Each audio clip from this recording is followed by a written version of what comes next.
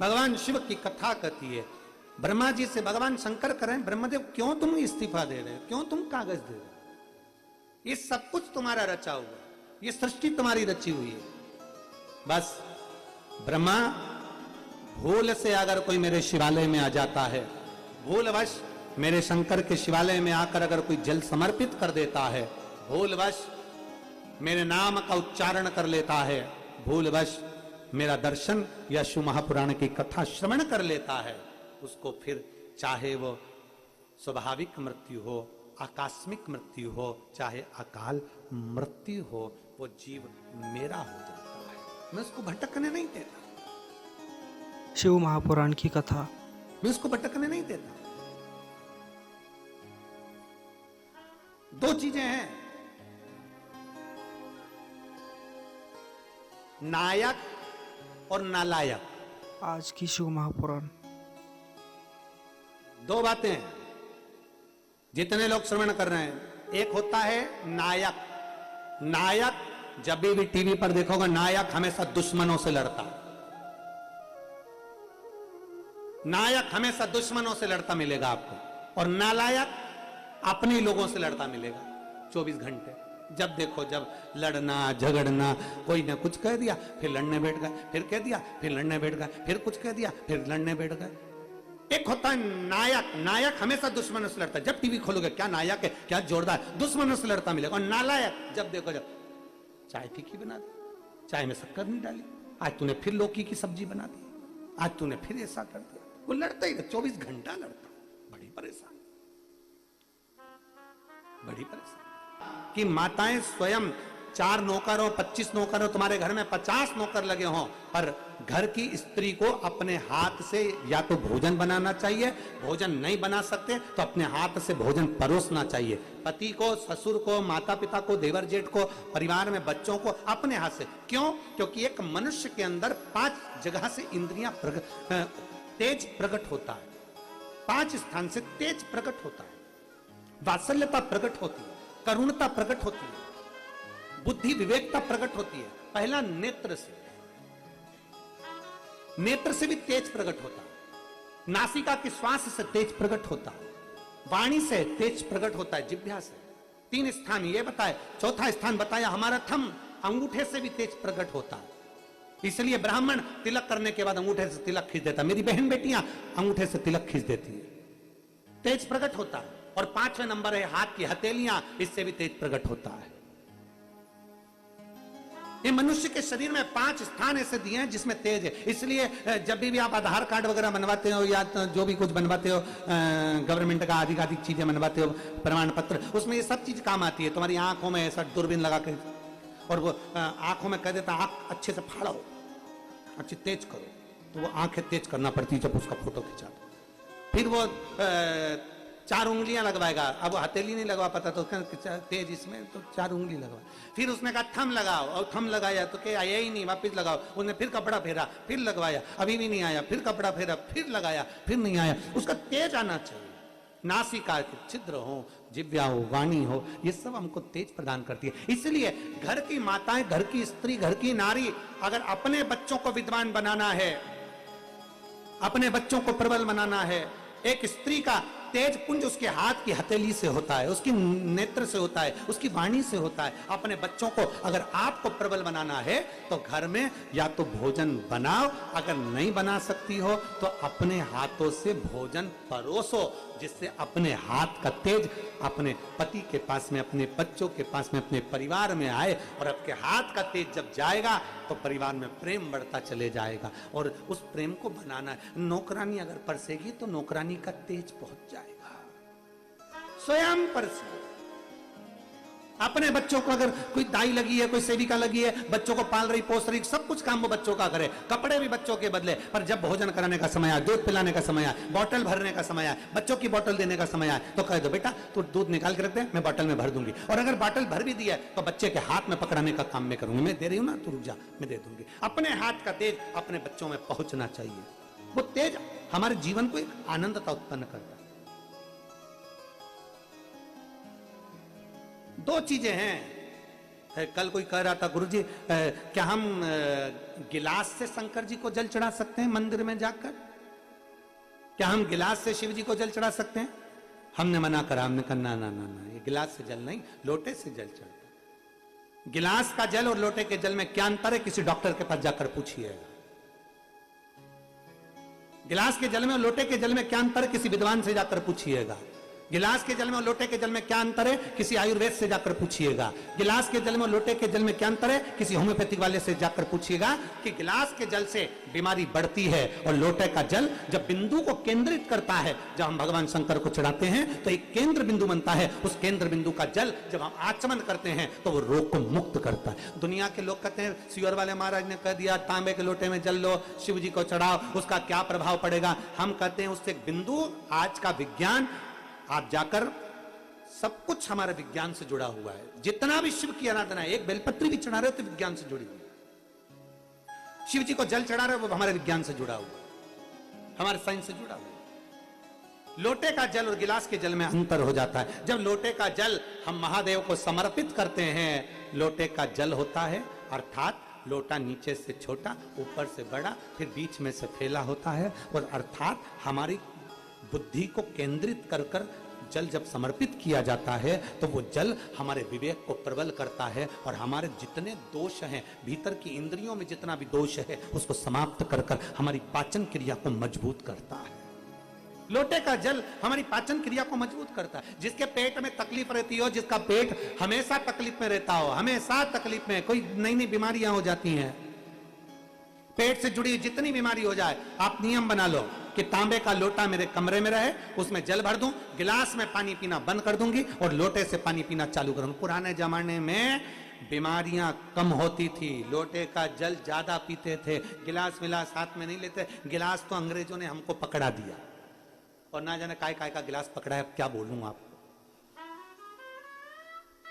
ये गिलास तो पकड़ा दिया है इन्होंने, ये गिलास का महत्व नहीं, लोटे का महत्व है। इसलिए सारी समस्या का हल, जम के बोलो जरा, सारी समस्या का हल एक लोटा जल। इसलिए लोटा मूल है। आप पेट की बीमारी से कितने भी ग्रसित हो, कितनी भी बड़ी बड़ी बीमारियां तुम्हारे पेट से जुड़ी हुई हो, उस पेट की बीमारी को, पाचन क्रिया से जुड़ी हुई, एसिडिटी से जुड़ी हुई, कितनी भी बीमारियां हो, लोटे का जल पीना प्रारंभ कर दो। बस घर के लोगों से कह दो मेरे को पानी ला कर देना, तो लोटे में ला कर देना। दुनिया के लोग हंसेंगे, 4 मेहमान आएंगे, क्या कहेंगे, गांव वाले हो? अरे होंगे, पर अपना शरीर अपना है, इसलिए अपने को अच्छा रहना है, तो लोटे का जल पीना। आचमन कराओ, शंकर को जल लोटे के जल से चढ़ाओ, शिव की भक्ति करो। भगवान शिव वहां पुराण कर रही है, हृदय से, भाव से बाबा से करी गई प्रार्थना कभी खाली नहीं जाती है। भगवान ब्रह्मा जी की बात माता पार्वती ने 5 प्रश्न अमरनाथ की गुफा में जो कहे गए, उसमें 5वें नंबर के प्रश्न में अपने मन की बात कह दी है, हृदय से कह दिया गया। भगवान देवादिदेव महादेव ने नेत्र खोलकर बाबा ने ब्रह्मा जी को समझा दिया कि सृष्टि आप रच रहे हो, पर आपके विधान को भी पलटने की सामर्थ्यता शिव भक्त में है। भगवान शंकर के भक्त में वो सामर्थ्यता होती है कि वो लेखनी को पलट सकता है। एक हमारे यहां उज्जैन में एक सुंदर कीर्तन चलता है, काल क्या करेगा महा काल के आगे। जिसने स्वयं काल चक्र बनाया है, जिसने स्वयं रचना करी है, समय, घड़ी, पल सब उसी ने बनाया। ये जो आप समय देखते हो, शुभ समय, बेकार समय, अच्छा समय, लाभ है, अमृत है, काल है, ये सारे समय जो देखते हो, काल घड़ी, अन्य घड़ी, समय देखते हो, समय चक्र देखते हो, सब शंकर का बनाया। शिव महापुराण कथा कहती सब शिव का रचा हुआ। जब उसने रचना ही ऐसी करी है, समय चक्र बना दिया, काल चक्र बना दिया, काल अधिपति है वो, सारी रचना उसने करी है, तो सब रचना करने वाला। और हम कहते, पहले भी हमने कथा में कहा, घड़ी खराब हो तो कपड़े की दुकान पे नहीं सुधरेगी। घड़ी खराब हो तो वो कपड़े की दुकान पर सुधरने वाली नहीं है। कपड़े की दुकान पर, किराने की दुकान पर, जूता चप्पल की दुकान पर घड़ी नहीं सुधरेगी। घड़ी को घड़ी की दुकान पर लेकर जाना पड़ेगा। समय अच्छा नहीं चल रहा हो तो जिसने समय बनाया है उसके पास जाओ, शंकर भगवान ने समय बनाया, काल बनाया, नक्षत्र बनाया, सब शिव ने बनाया। उसके पास जाइए, एक लोटा जल लेकर जाइए, शिव को समर्पित करने के लिए भगवान शंकर को समर्पण करने के लिए जाइए। और मैंने तेरे ही भरोसे बाबा, तेरे ही भरोसे हवा बिच उड़ती जागी बाबा, डोर तो छड़ी नामे निकटी जागी भोले में तेरी पतंग, शंभो में तेरी पतंग। तो शिव महापुराण की कथा करी, अपने तेज को, अपने एक सुंदर तेज भाव को आप माताएं अपने भाव से अपने पुत्र को प्रदान कर सकते।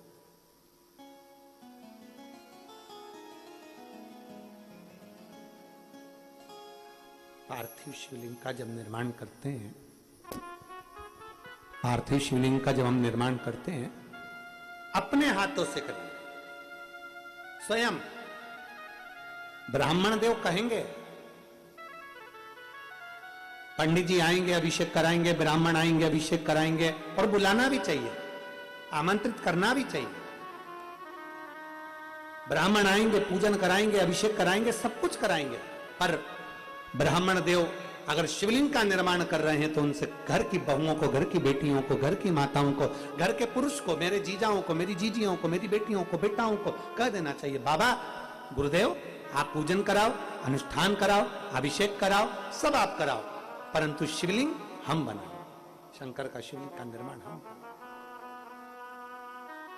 भगवान शंकर के शिवलिंग का निर्माण अपन स्वयं करें, प्रयास करो। क्योंकि आप जब शंकर के शिवलिंग का निर्माण करोगे तो दिल से करोगे, भाव से करोगे, आनंद के साथ। किस भाव से हम शिवलिंग का निर्माण कर रहे हैं? पार्वती जी का एक प्रसंग आता है, सुंदर प्रसंग है माता पार्वती जी का। 6 वर्ष की अवस्था है माता पार्वती जी, और माता पार्वती जी की 6 वर्ष की अवस्था, गला पकड़ रहा है, 6 वर्ष की अवस्था है माता पार्वती जी की। और 6 वर्ष की अवस्था में माता पार्वती जी शंकर भगवान की आराधना में लीन थी। उन्होंने शिवलिंग का निर्माण नहीं किया था, उन्होंने शंकर के शिवलिंग का निर्माण, पार्थिव शिवलिंग का नहीं किया, बस तप साधना में लीन थी मां। इतनी तप साधना कर रही थी 6 वर्ष की अवस्था में कि देवता भी उनको देखकर आश्चर्य कर रहे थे। देवर्षि नारद ने उनको कह दिया था, एक शिक्षक बनकर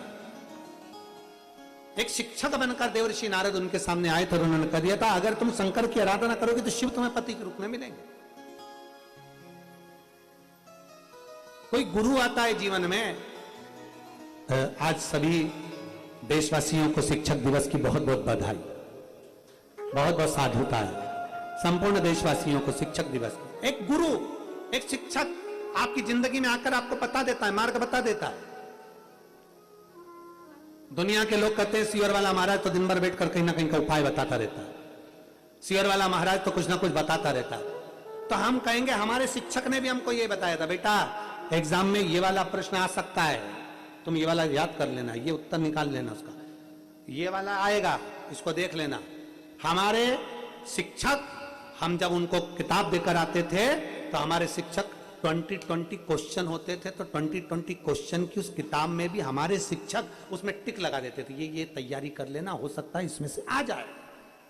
अब तैयारी किसको करना है? अपने को। शिक्षक ने तो टिक लगा दिया।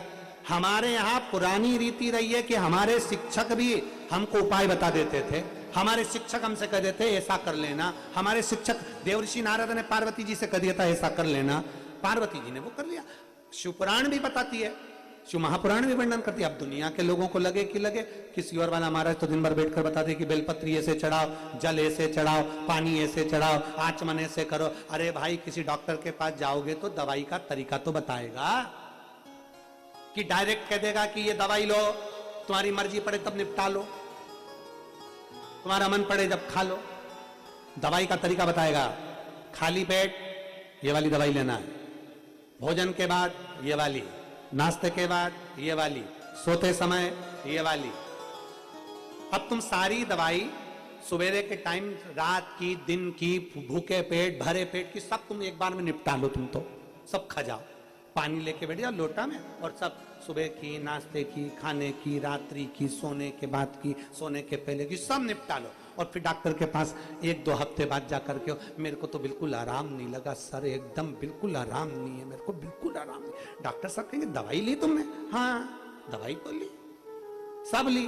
हाँ मैंने जैसी लिखी थी वैसी ली ना।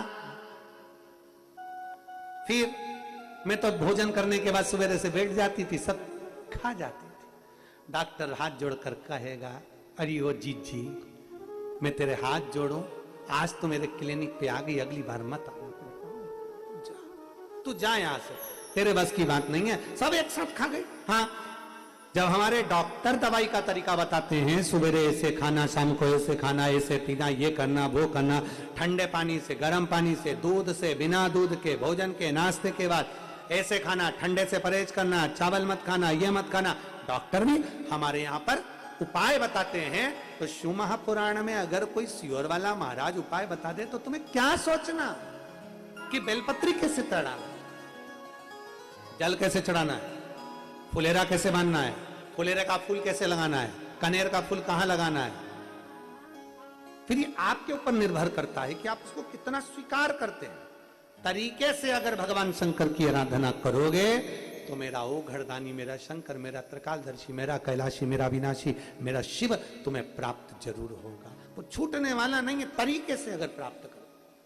अब लोग कहते हैं क्या होता है, पहले के लोग भी तो बेलपत्री चढ़ाते थे, पहले के लोग भी तो जल चढ़ाते थे, तो पहले के लोग भटकते भी बहुत थे। कभी यहाँ चले गए, महाराज जी बता दो, फिर कोई घूम घूम के बतावे, फिर उसके यहाँ चले गए, फिर उसकी सारी दुनिया में भटकते रहे। अब लोग भटकते नहीं है। अब तो साइकिल चलाने वाला, सब्जी बेचने वाला भी बता के चले जाता है कि सारी समस्या का हल एक लोटा जल। आप किसी सब्जी वाले से कह दो, आप किसी सब्जी वाले से कह दो कि मुझे ये तकलीफ हो रही है, जैसे कह दो कि मुझे ये कष्ट हो रहा है, तो सब्जी वाला भी कह देता है, ए जीजी, वो सियोर वाला महाराज बताता है सारी समस्या का हल एक लोटा जल। कितना बदल गया कल। पहले सब्जी वाला सब्जी बेचता था, अब हरतालिका तीज आती है, शिवरात्रि आती है, सावन का महीना आता है, सावन के महीने की सोमवारी आती है, शिवरात्रि आती है, सब्जी वाले के ठेले पे भी धतूरा बिकने लगता है। सब्जी वाला भी धतूरा बेच देता है। बदल गया। और हम तो बाबा के भरोसे चलते हैं, हम तो बाबा के भरोसे चलते हैं। ये दुनिया वाले जलते हैं, ये दुनिया वाले जलते हैं, हम तो बाबा के भरोसे चलते हैं, हम तो बाबा के भरोसे चलते हैं। उपाय तरीका दवाई का भी है, उपाय तरीका पढ़ाई का भी है। हमारे शिक्षक हमें शिक्षा देते हैं। शिक्षक दिवस पर संपूर्ण देशवासियों के सारे शिक्षकों को प्रणाम करता हूं। किसी भी रूप में आपने शिक्षा दी, पारिवारिक हो, सामाजिक हो, विद्याओं की हो, जो शिक्षक है वो शिक्षक है।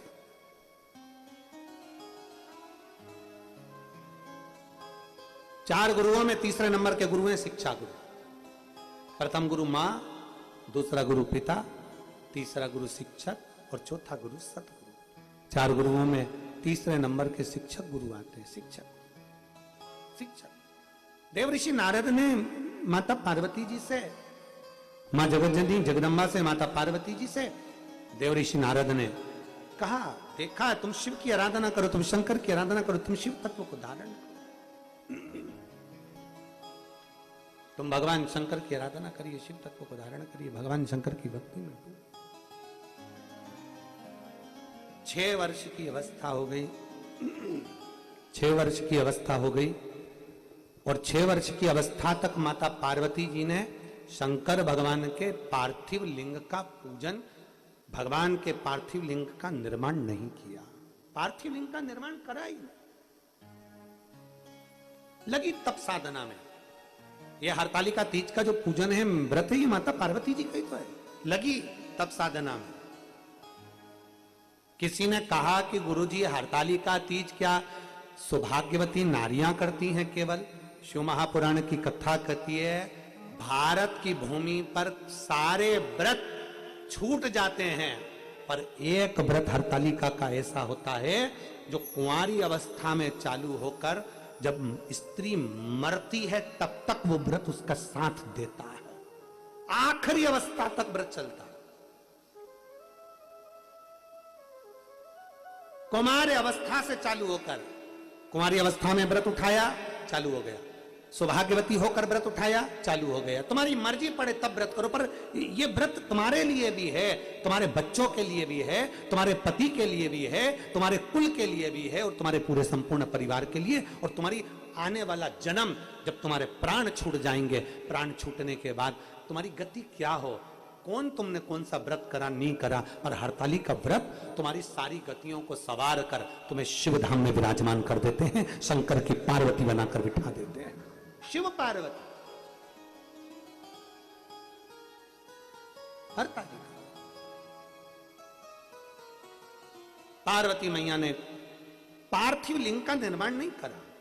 बैठी हैं पार्वती जी, तप कर रही, साधना कर रही, व्रत कर रही। सूखे पत्ते का सेवन करना, नासिका के एक छिद्र से श्वास लेना, दूसरे से छोड़ देना, दूसरे से छोड़ते छोड़ते एक ही से लेना, एक ही से छोड़ना। धूप में बैठे रहे, पानी में बैठे रहे, धूप पानी में बैठकर भी अपनी तप साधना में लगे हैं। जैसे शिव महापुराण के शिव भक्त, वो नहीं देखते कितनी धूप पड़ रही है।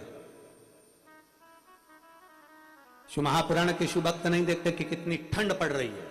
वो तो पंडाल में अपना कम्बल लिया, नीचे दरी बिछाई, पड़े रहते। वो नहीं देखते कितना पानी पड़ रहा है, उनको मतलब नहीं देता। वो अपना छाता लिया, भगवान की भक्ति में डूब गए। शिव भक्त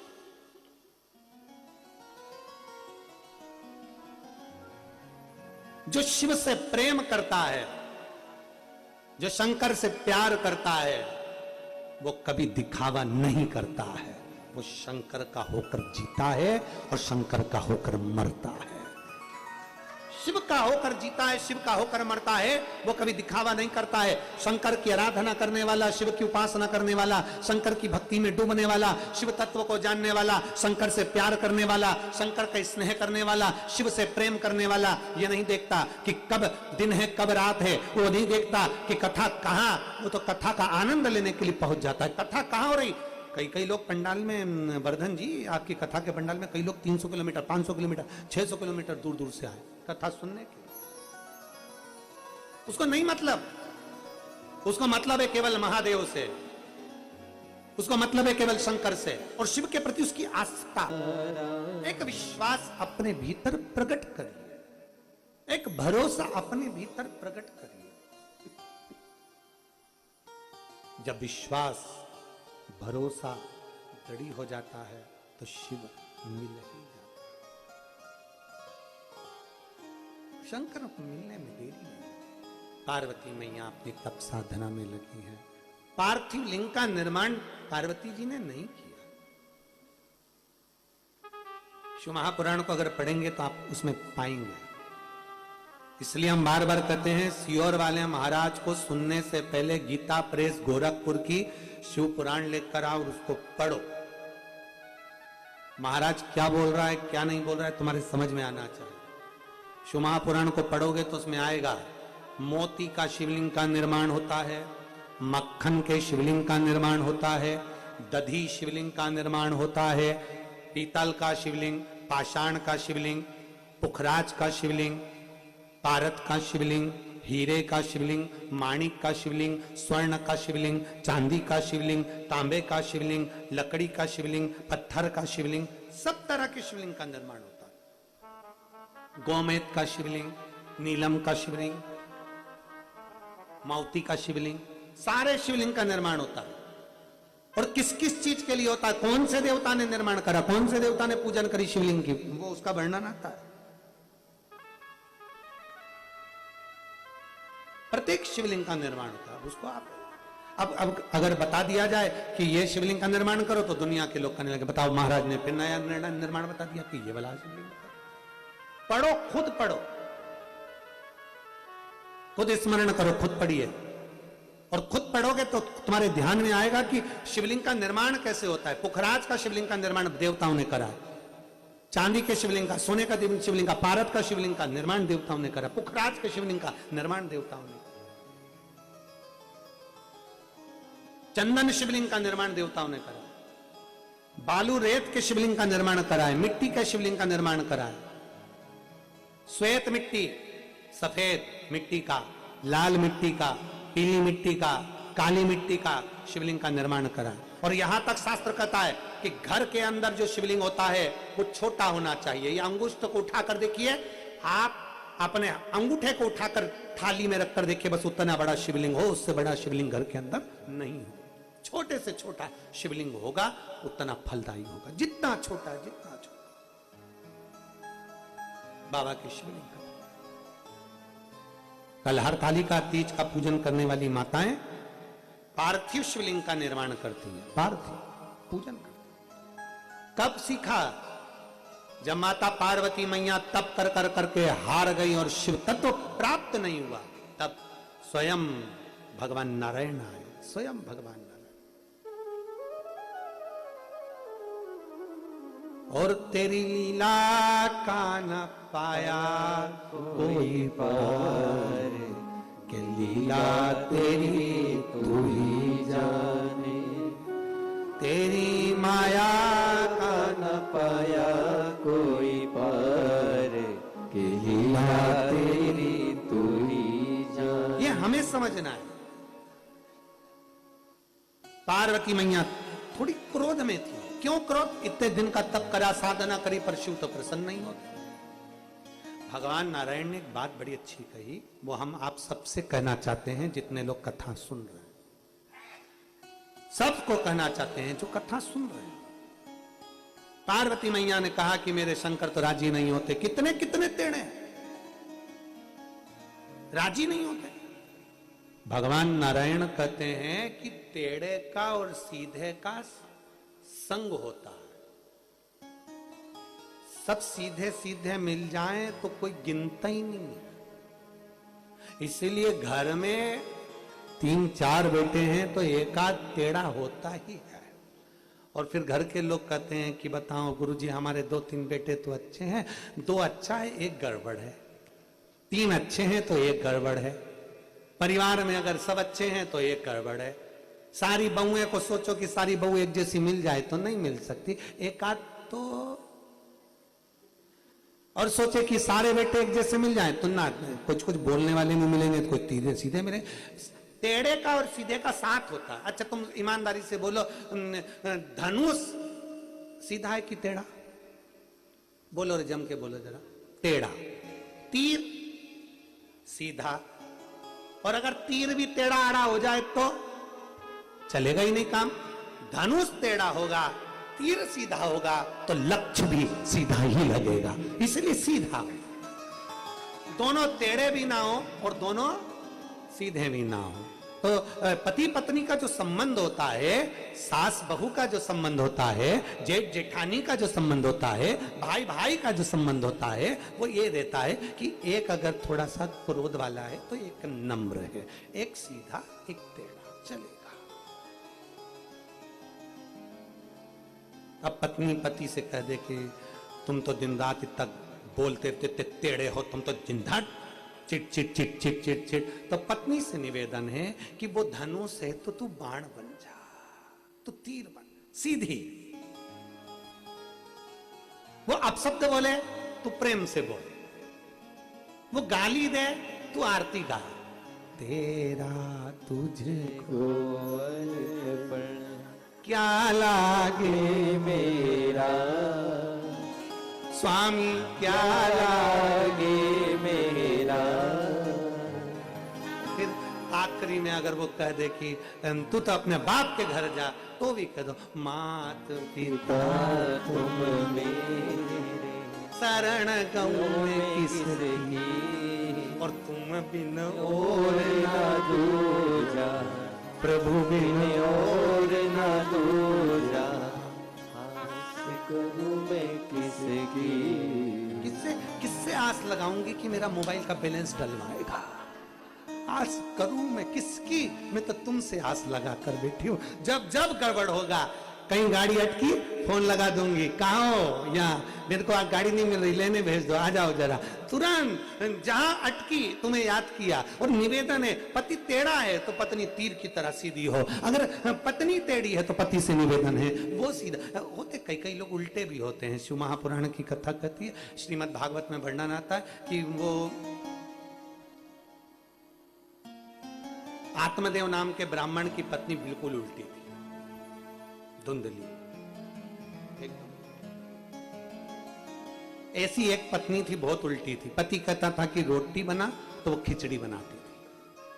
पत्नी बोलती कि चावल बना, पति बोलता चावल बना तो वो थूली बना देती थी। पति बोलता आलू की सब्जी बना तो वो लौकी की बना देती थी। बड़ी परेशान। एक दिन उसका पति बड़ा परेशान होकर गुरुजी के पास गया, गुरुदेव मैं अपनी पत्नी से बड़ा परेशान हूं। गुरुजी ने पूछा क्यों? गुरुजी श्राद्ध का समय आता है, पिताजी का पिंडदान करने का रहता है, पत्नी पिंडदान करने नहीं देती। ब्राह्मण का भोजन कराने के बोलता हूं, वो कराने नहीं देती, बिल्कुल उल्टी चलती है। इतने में गुरुजी ने कहा एक काम कर, अभी तक वो उल्टी चलती थी, अब तू उल्टा चल। उसने कहा कैसे उल्टा चलूं? बस क्या चाहता है बता। मुझे गुरुदेव पिताजी का श्राद्ध करना है। तो आज घर पर जाकर अपनी पत्नी से कहना श्राद्ध आ रहा है, पिताजी का श्राद्ध नहीं करेंगे, ब्राह्मण को भोजन नहीं कराएंगे, पिंडदान नहीं करेंगे, दक्षिणा नहीं देंगे। इतने में उसने कहा इससे क्या होगा, वो तो मना कर ही देगी, तू उल्टा चलना, अभी तक वो मना करती तो तू मना कर। घर गया, घर जाके बैठा कुर्सी पर। पत्नी ने पूछा आज उदास उदास दिख रहे हो, बात क्या है? पति ने कहा आज मेरा मन करता है कि श्राद्ध में पिताजी का श्राद्ध नहीं करेंगे, पंडित को भोजन नहीं कराएंगे, पिंडदान नहीं करेंगे, दक्षिणा नहीं देंगे। इतने में पत्नी आई, सिर पे जूड़ा बांधती बांधती, कैसे नहीं करेंगे, तुम्हारा बाप था वो, जरूर करेंगे। पति खुश हो गया, अरे 40 साल में पहली बार बोली है कि करेंगे। पति खुश हो गया और गुरुजी को याद करा, मेरा गुरु जैसा कोई नहीं, इसने मेरी पत्नी को सीधा कर दिया। और सारा काम गुरुजी ने बताया था, सब उल्टा बोलते रहना। श्राद्ध करने का सारा काम हो गया, पिंडदान की तैयारी हो गई, पिंडदान भी हो गया, पंडित जी जिम्ने भी आ गए, सब काम हो गया। पिंड बनाए थे, वो पिंड को नदी में विसर्जन करने जाना था, गंगा जी में। इतने में पति ने सीधा बोल दिया कि पिताजी के पिंड को गंगा जी में विसर्जन करेंगे। इतने में पत्नी बोली तुम्हारे बाप ने कौन सा अच्छा काम किया, जो पिंड विसर्जन करेंगे, उठा के गटर में डाल दो। बेचारे के पिंड उठा के गटर में डाल दिया। पति रोता रोता गुरुजी के पास गया, मेरे पिताजी के पिंड को गटर में डाल दिया, इसका प्रायश्चित कैसे करूं? गुरुजी ने बोला गंगा जी चले जा पत्नी को लेके। वो जाएगी नहीं, मैं बताता हूं वैसा कर। गुरुजी तुम तो बस गंगा जी तो जान दो, मेरी पत्नी से मेरा पीछा छुड़ा दो। गुरुजी ने कहा बिल्कुल छुड़ा दूंगा, तो तेरी पत्नी को लेके गंगा जी जा। हरिद्वार जा, तो क्या नहीं जाएगी? मैं बताऊं वैसा कर। उसने गुरुजी ने जैसा जैसा बताया वैसा जाकर उसने कह दिया सुन, पूरे गांव के लोग गंगा जी हरिद्वार जा रहे हैं, पर मेरे पास टाइम नहीं है, नौकरी पे फुर्सत नहीं है, मैं नहीं जाऊंगा। पत्नी बोली 45 साल हो गए शादी को, एक बार भी तुम मुझे गंगा जी घुमाने ले गए? मैं जरूर जाऊंगी, जाओ क्या कर लोगे, और तुम मेरे साथ चलोगे। पति उसको लेकर गंगा जी चले गए। गुरुजी ने कहा था जैसे ये नहाने के लिए नीचे उतरे, तू कह देना आगे मत जा। जैसे ही उतरे तू कह देना आगे मत जा। जैसे ही गंगा जी में उतरी और इतने में पीछे से इसने कह दिया आगे मत जा, इसने कहा जाऊंगी जा, और जो गई पानी में और बह गई। जो बही, इतने में गुरुजी ने इसको नरियल दिया था, ये बह जाए तो नरियल चढ़ा देना। जैसे ही बही, बहते से, और गुरुजी को मालूम था हरिद्वार में चेन लटकती रहती है, ये पकड़ लेगी, पकड़ ले तो भी गुरुजी ने कह दिया था। अब इसने वही करा, जैसे ही नरियल हेड़ के फोड़ने वाला था, इतनी देर में देखा कि उसने चेन पकड़ ली गंगा जी में। जो चेन पकड़ी तो गुरुजी ने कहा था जैसे ही चेन पकड़े तो कह देना जम के पकड़। अब इसने जैसे ही कहा जम के पकड़, इसने कहा आग लग जाए, नहीं पकड़ना, ले छोड़ दो। और उसने बच्चे उनको भी छोड़ दिया, बह गई। इसने नारियल लेके गंगा जी से कहा ले जा, पूरी ले जा, ले जा, पूरी ले जा, ले जा।